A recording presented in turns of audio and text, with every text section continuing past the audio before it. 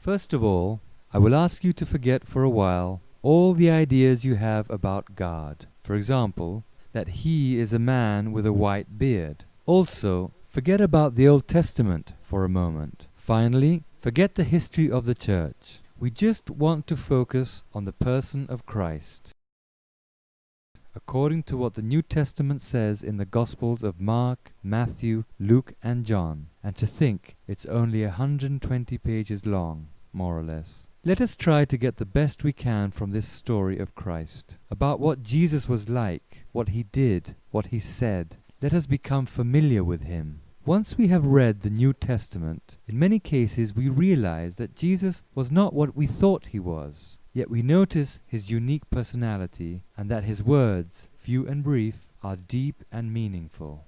Getting to read the Gospel is a challenge, especially when we come to the Gospel of John, which is difficult to understand. But what is more difficult to understand for many is why God let His Son be killed. This is where many get confused. In these videos, we try to explain as simply as possible one of the reasons of why Christ was crucified. Suppose that God is, among other things, perfect justice and gave us complete freedom. For centuries, men have used this freedom, and it has caused much pain and evil.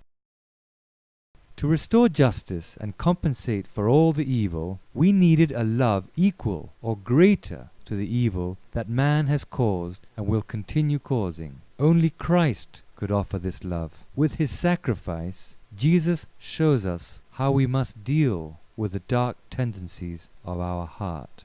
The Greeks called this tendency of man hybris, which means to want more than he deserves, more than he needs, and to fulfill his unlimited ambition. To maintain an equilibrium, we require a certain will. But the will of man has been weakened by these 5 dark tendencies: our desire for personal greatness, our desire to take, our desire to retain, our desire to enhance, and our desire to be maintained at the expense of others.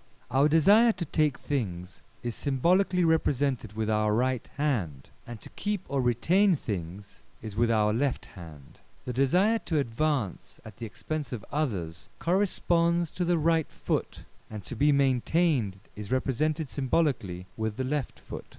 Finally, the desire for personal greatness belongs to the heart, and it goes to the head, seizing it and turning it into its instrument. Many want to think without their hearts, to be objective, which is nothing but an illusion. You can't think without the heart, because it is the principal engine of our thinking. We can only think with a warm, humble heart, or with a cold, arrogant heart. When someone wonders why Jesus died nailed on the cross, it's good to take these symbols into consideration.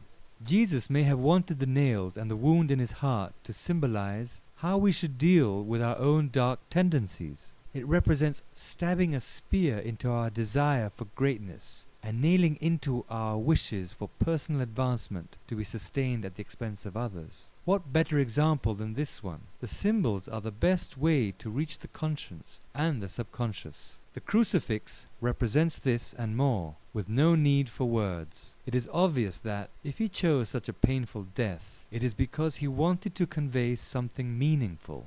A will, free of these tendencies, can choose what is best for everyone, because it can contemplate the truth and what is good. Nailing our endless desires purifies the will and guarantees the presence of what is good. This causes pain as if there were wounds in our hands, feet, and heart, and this pain gives us meaning to our suffering, and it shows us the path to true love. We are unable to develop our will artificially, as athletes do with their muscles. Man created an unparalleled material civilization, but it is destroying sacred values and polluting our children's minds.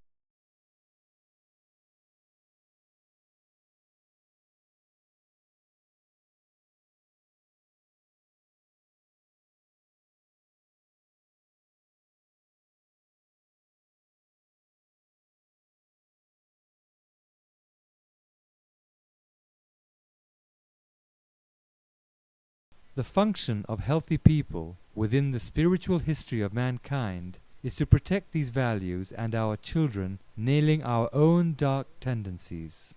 Jesus gave his life to restore perfect justice and did so out of love for us. And now it is up to us to contribute with our own suffering, nailing our tendencies by loving others as we love ourselves. Without love, there is no life.